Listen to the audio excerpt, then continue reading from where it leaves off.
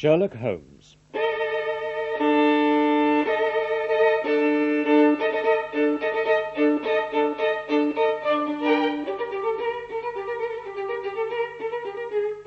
We present Barry Foster as Sherlock Holmes and David Buck as Dr. Watson in a new dramatisation of the short stories by Sir Arthur Conan Doyle.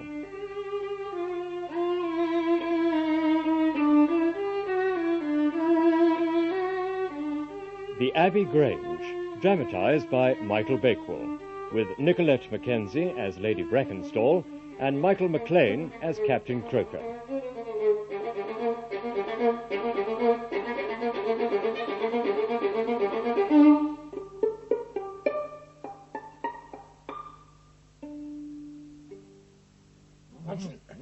Watson, wake up, man. What is it? What's the matter? A message from Inspector Hopkins. The game is afoot. What game? What time is it, Holmes? 6 o'clock. Into your clothes and come. The four-wheeler is at the door. But it's freezing, Holmes. What on earth has happened? Not a word until we're on the train to Chislehurst. Come.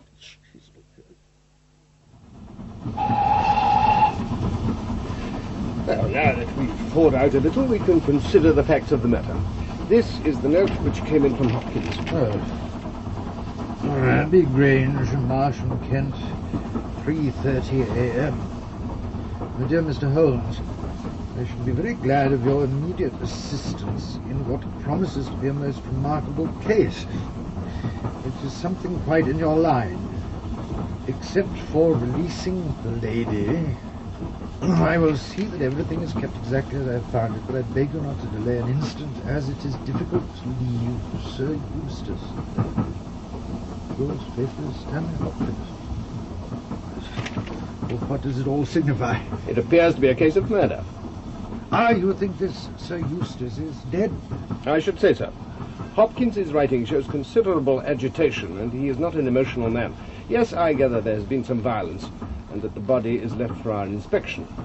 We are moving in high life, Watson. Crackling paper. E.B. monogram. Coat of arms, a picturesque address. I think we shall have an interesting morning. Mr. Holmes, Dr. Watson, it's good to see you, gentlemen. Thank you for getting up on such a frosty morning. But if I had my time over again, I should have let you sleep in your beds. For since the lady has come to herself, she's given so clear an account of the affair, there's no much left for us to do. You remember the Lewisham gang? Burglars. The three Randalls? Exactly. A father and his two sons. It's their work. I've no doubt of it. Oh. They did a job at Sydenham a fortnight ago and were seen and described. Rather cool to do another so soon and so near, but there's no doubt it's them. It's a hanging matter this time. Sir Eustace is dead, then? Yes. His head was knocked in with his own poker. Sir Eustace Brackenstall, according to the driver from the station. One of the richest men in Kent, Mr. Holmes. Lady Brackenstall is in the morning room, poor lady. She had a dreadful experience.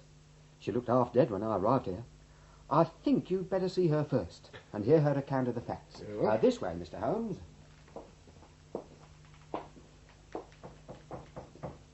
Come in. Mr. Sherlock Holmes and Dr. Watson, Lady Brackenstall. Lady Brackenstall? Do you mind if Teresa remains with us, Inspector? She has been bathing the bruise over my right eye. Of course she must stay.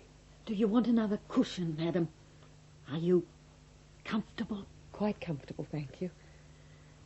Have these gentlemen seen the dining room yet, Inspector? I thought they'd better hear your ladyship's story first. I shall be glad when you can arrange matters. It's horrible to think of him just lying there. Why, you have other injuries, madam. Those bruises on your arms. It is nothing, Mr. Holmes. It has no connection with last night's hideous business. If you and your friend will sit down, I will tell you all I can. Thank you, Lady Brackenstall. Sir Eustace and I have been married for nearly a year. There's no point in trying to conceal from you the fact that our marriage was not a happy one. All our neighbours would tell you that.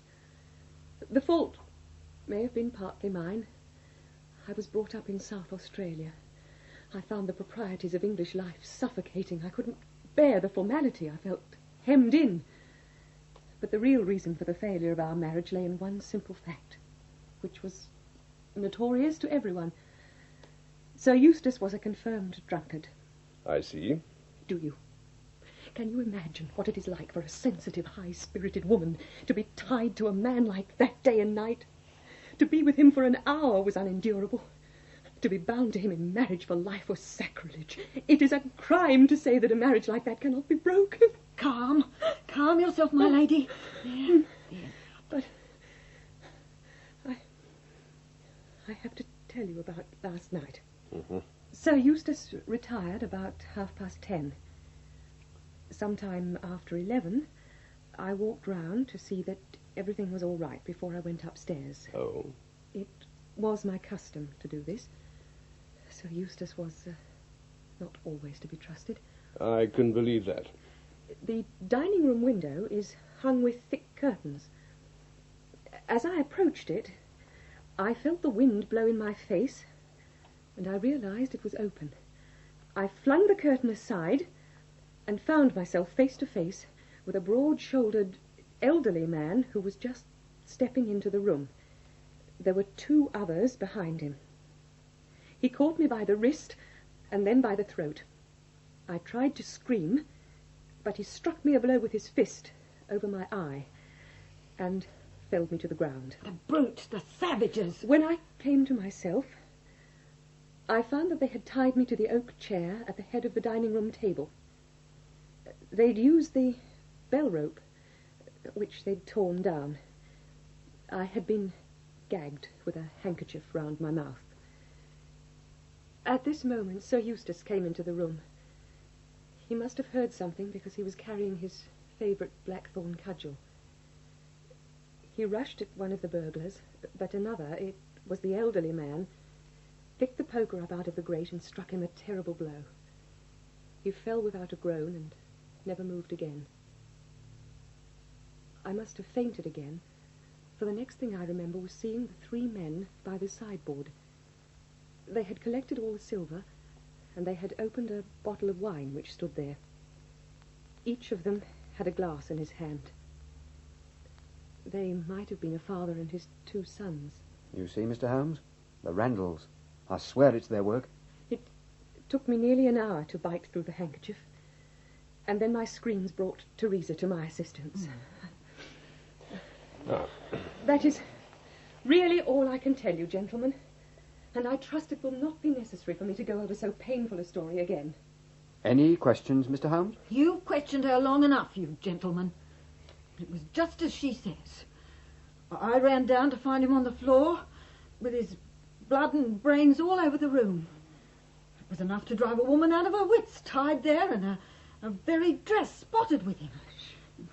She's coming to her own room now with her old Teresa to get the rest she needs. Goodbye, gentlemen. Lady Brackenstall. You just put your arm round me. You'll be all right. She's been with her all her life. Nursed her as a baby and came with her to England when they first left Australia 18 months ago. And now, if you're ready, Mr. Holmes, we'll proceed to the dining room. If you wish, Inspector, but I suspect there is very little for me to do here. Oh, here he is, Mr. Holmes. Not a pretty sight. Death must have been instantaneous. What a terrible look of hatred on his face. He very nearly came our way once or twice. He was a good-hearted man when he was sober, but a perfect fiend when he was drunk. There was a scandal about his drenching a dog with petroleum and then setting it alight. Ugh. Her ladyship's dog, to make matters worse. And that was only hushed up with difficulty. Then he threw a decanter at that maid, Teresa Wright, and there was trouble about that. On the whole, between ourselves, it'll be a brighter house without him. This is the cord with which her ladyship was tied. Yes, it was threaded through the crossbars at the bottom of the chair. Very professional job. The knots are very interesting. And this is where the bell rope was snapped off. You can see it's frayed. When this was pulled down, the bell in the kitchen must have rung loudly. And no one could hear it. The kitchen stands right at the back of the house. Ah, and how did the burglars know that no one would hear it? Exactly, Mr. Holmes, exactly. There can be no doubt that the Randalls must have had inside knowledge of the house. They may have been in league with one of the servants. What did the burglars take? Not much. Only half a dozen articles of plate off the sideboard. Lady Brackenstall thinks that they were so disturbed by the death of Sir Eustace that they did not ransack the house. No doubt that's true. And yet they drank some wine, I understand. To steady their nerves. Seems reasonable enough. These 3 glasses on the sideboard have been untouched, I presume? Yes, and the bottle stands as they left it. Oh. A very decent year. Lady Brackenstall actually saw the 3 men drinking, did she not? Yes, she was quite clear about that. And there's an end of it. What more is to be said? And yet you must admit that those 3 glasses are very remarkable, Hopkins. Really? I don't quite follow. Well, let it pass. I don't see that I can be of any use to you, and you appear to have your case very clear. Well, thank you for coming down, Mr. Holmes. Come, Watson. I fancy we may employ ourselves more profitably at home. It's wrong, Watson. It's all wrong. Every instinct that I possess cries out against it. And yet, the lady's story was complete, and the detail was fairly exact. What have I against it? 3 wine glasses, that's all. London train. London train on platform 2. If I had not taken things for granted, if I had examined everything with the care I would have shown had we been handling the case, would I not have found something to go on? Of course I would. Stand clear, please. Run away, dog. Quick as you can, Watson. Come on out. What are you doing? Stand away, please. Sorry about that, my dear fellow. Oh, it's quite all right, Holmes. Just a little unexpected. I'm sorry to make you a victim of what might seem a mere whim, but I simply can't leave the case in this condition. Let's sit down and wait for the next train to Chislehurst. Well, you're going back to Abbey Grange. They may be a little surprised to see us, but we must go back. Allow me to put the evidence before you, and don't let us be influenced by the charming personality of Lady Brackenstall. And we'll start with the Randalls. They'd made a considerable haul at Sydenham, and as a rule, burglars are only too glad to enjoy their proceeds in peace and quiet, without embarking on another perilous enterprise. Again, it is unusual for burglars to hit a lady to prevent her screaming, since one would imagine it was the one sure way to make her scream. It is unusual for them to commit murder when their numbers are sufficient to overpower one man. It is unusual for them to be content with a limited plunder when there's much more within their reach. And finally, I should say that it was very unusual for such men to leave a bottle half empty. Huh? How do you view all these unusuals, Watson? Well, the cumulative effect is certainly considerable. Yet each one of them is quite possible in itself. And on top of all this, there are the wine glasses. What about the wine glasses? Can you see them in your mind's eye? As I see them clearly. We're told that 3 men drank from them. Does that strike you as likely? Well, why not? There was wine in each glass. Exactly. But there was sediment in only 1 glass. You must have noticed that fact. Well, what does that suggest to your mind? Well, the last glass filled would be most likely to contain sediment. Not at all. The bottle was full of it. And it is inconceivable that the first 2 glasses were clear and the third heavily charged with it. Oh, what, then, do you suppose? That only 2 glasses were used, and that the dregs of both were poured into a 3rd glass so as to give the impression that 3 people had been there. In that way, all the sediment would be in the 1 glass, would it not? Do you mean to say that Lady Brackenstall and her maid have deliberately lied to us? Not one word of their story is to be believed. Here's the Chislehurst train. I trust that by the time we get back to Abbey Grange, the good inspector will have departed. What we need, Watson, is a couple of hours to ourselves to study that dining room. Well, Watson, that's taken care of the curtains, the chair, and the carpet. Now, I want to look at the other end of that bell rope. Would you give me a hand up onto the mantelpiece? Yes, of course. No, can't reach it. Could you just steady me while I try to rest my knee on that wooden bracket? Right, yeah. Oh, hello. What's this? Curious. Right, now let's try. No, can't reach it. Ha! Right, Watson, can you help me down? We've got our case. One of the most remarkable in our collection. Dear me, how slow-witted I've been. I nearly committed the blunder of a lifetime. You've got your men? Man, Watson, man. 6'3" in height. But what gave you the clue? If you were to pull down a bell rope, Watson, where would you expect it to break? Surely at the spot where it's attached to the wire. Why should it break 3 inches from the top, as this one has done? Well, because it is frayed there. Exactly. This end, which we can examine, is frayed. He was cunning enough to do that with his knife, but the other end is not frayed. I saw from the mantelpiece that it was cut clean off. The man needed the rope. He couldn't tear it down for fear of ringing the bell. He sprang up onto the mantelpiece, couldn't quite reach the top of the rope.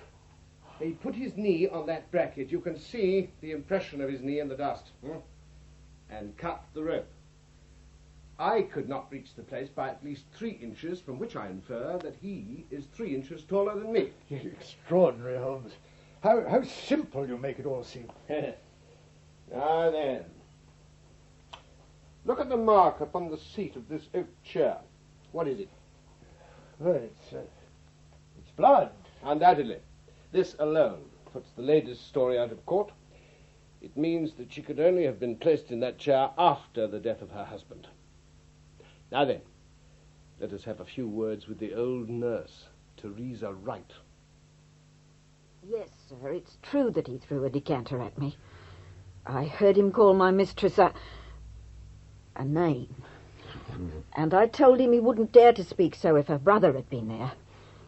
Heaven forgive that I should speak ill of the dead, but he was a fiend. Yet he was all honey when we first met him 18 months ago, and she was plain Mary Fraser. She'd only just arrived in London. Was it her first voyage? Her only voyage, sir. Ah. He won her with his title and his money and his false London ways. What month was that? It was just after we'd arrived. It must have been June. They were married in January. Thank you. And now, do you think I could have a few words with your mistress in private?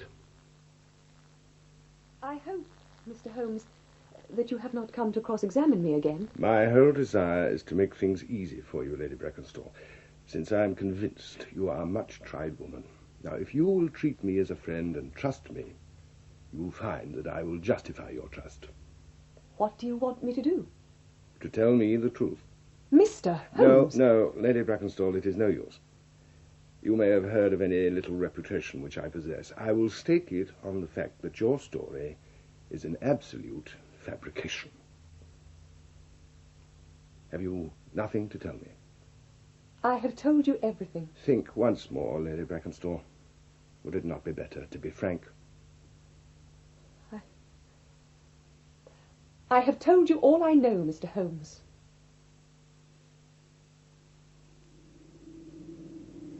Well, what do you propose to do now? Return to London, Watson, and call in at the offices of the Adelaide-Southampton line. They're in Pall Mall. And I think I might send a note to Inspector Hopkins about the Abbey Grange pond. The pond? There, Watson, in front of you. Oh, yes, of course. How very thoughtful. Look, someone's cut a hole in the ice for that poor swan. How very considerate. I believe you're a wizard, Mr. Holmes. I really do sometimes think you have powers that are not human. How on earth did you know that the stolen silver was at the bottom of that pond? I'm very glad if I've helped you. But you haven't helped me. You've made the affair far more difficult. What sort of burglars are they who steal silver and then throw it in the nearest pond? It was certainly rather eccentric behaviour. I was merely going on the idea that if the silver had been taken by persons who did not want it, who merely took it for a blind, as it were, then they would naturally be anxious to get rid of it. But why should such an idea cross your mind? I have no doubt that my own ideas were quite wild, but you must admit that they have ended in discovering the silver. Yes, Mr. Holmes, it was all your doing. But I have had a bad setback. A setback? The Randall gang were arrested in New York this morning. Oh, dear me, Hopkins. That is certainly rather against your theory that they committed a murder in Kent last night. It is fatal, Mr. Holmes, absolutely fatal. Yes. And now I must be on my way. Ah, you off so soon? Yes, Mr. Holmes. There's no rest for me until I've got to the bottom of this business. You won't stop for dinner? Well, at any other time I'd be delighted, but... Well, goodbye, and let us know how you get on. Yeah. Goodbye. I dare say you thought I acted rather badly to Stanley Hopkins just now. Oh, I trust your judgment. A very sensible reply, Watson. You must look at it this way. What he knows is official. What I know came to England. Only one man out of the whole was on English ground last night. He will call on us at about 11 o'clock, I fancy. Then you will witness the last scene of a remarkable little drama. Come in. Mr. Sherlock Holmes? Ah, come in and sit down, Captain Croker. You got my telegram? I got your telegram and came at the hour you said. I heard that you'd been down to the shipping office. There's no getting away from you.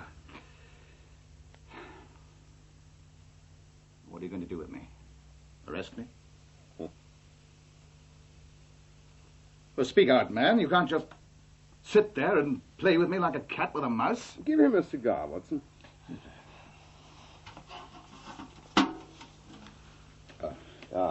Bite on that, Captain.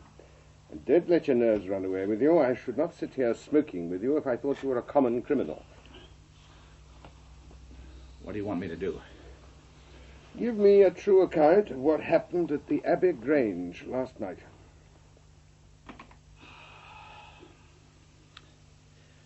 I'll chance it. There's something in your face I can trust. But one thing I will say first. So far as I am concerned, I regret nothing and fear nothing. And I would do it again and be proud of the job. Tell us your story, Captain. Well, I must go back a bit. You seem to know everything, so you probably know that I met Mary Fraser, I won't call her by that foul beast Brackenstall's name, when I was first officer of the Gibraltar, and she was coming over from Australia. Mm-hmm. From the first day I met her, she was the only woman to me. It was all love on my side and all good comradeship and friendship on hers. I have no complaint to make. When we parted, she was a free woman, but I could never again be a free man. Watson, be so good as to get Captain Croker a glass of whiskey. Yes, of course. Thank you. The next time I came back from the sea, I heard of her marriage. I was glad she hadn't thrown herself away on a poor sailor. And then, one day when I was staying with my people near Sydenham, I ran into her maid, Teresa Wright. Yes, there you are, Captain. Oh, your health, gentlemen. Yes. She told me all about Mary and that drunken devil. I tell you, it nearly drove me mad. I managed to meet Mary herself and met her again. Then she would meet me no more. But the other day, I had noticed that my next voyage started in a week's time, and I determined I would see her once more before I left. I knew from Teresa that Mary sat up at night reading downstairs. I went round there last night and scratched on the window. At first she would not open to me, but it was a frosty night. She let me into the dining room. I was standing with her just inside the window, in all innocence, as heaven is my judge, when that brute, who called himself her husband, rushed like a madman into the room. He called her the vilest name that a man can use to a woman and welted her across the face with his stick. I sprung for the poker, and it was a fair fight between us. I went through him as if he had been a rotten pumpkin. It was his life or mine. Was I wrong? Keep to your narrative, Captain. Teresa had heard Mary scream, and she came down from the room above. There was a bottle of wine on the sideboard, and I opened it and poured a little between Mary's lips. Then I took a drop myself. Teresa was as cool as ice, and it was her plot as much as mine. We must make it appear that burglars had done the thing. I swarmed up and cut the rope off the bell and tied Mary in her chair. I took a few plates and pots of silver and dropped them in the pond. I made off for Sydenham, feeling that for once in my life I had done a good night's work. And that's the whole truth, Mr. Holmes, if it costs me my neck. Let me shake your hand, Captain Croker. I know that every word is true. Only a sailor could have tied those knots in the rope. I only had to find out where the lady could have met a sailor. You see how easy it was for me to lay my hands upon you? I thought the police would never have seen through our dodge. Nor have they, nor will they, until I choose to tell them. Now look here, Captain Croker, this is a very serious matter, though I am willing to admit that you acted under the most extreme provocation to which any man could be subjected. I am not sure that in defense of your own life your action would be pronounced legitimate. However, that is for a British jury to decide. Meanwhile, I have so much sympathy for you that if you choose to disappear in the next 24 hours, I will promise that no one will hinder you. And then will it all come out? Certainly it will come out. Well, what sort of proposal is that to make to a man? I know enough of law to understand that Mary would be had as an accomplice.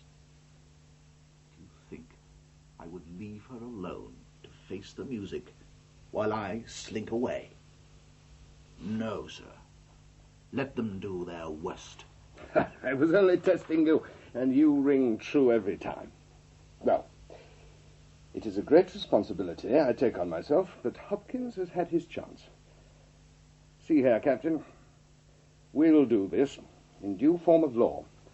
You are the prisoner, Watson. Yes. You are a British jury, and I am the judge. Now, gentlemen of the jury, you've heard the evidence. Do you find the prisoner guilty or not guilty? Not guilty, my lad. Vox populi, vox Dei. You are acquitted, Captain Croker. Come back to your lady in a year, and may her future and yours justify us in the judgment which we have pronounced this night. That was Barry Foster as Sherlock Holmes and David Buck as Dr. Watson in The Abbey Grange by Sir Arthur Conan Doyle, dramatised for radio by Michael Bakewell. Lady Brackenstall was played by Nicolette Mackenzie and Captain Croker by Michael MacLean. Teresa, Maudie Head, and Inspector Hopkins by George Little. The play was directed in our Birmingham studios by Michael Bakewell.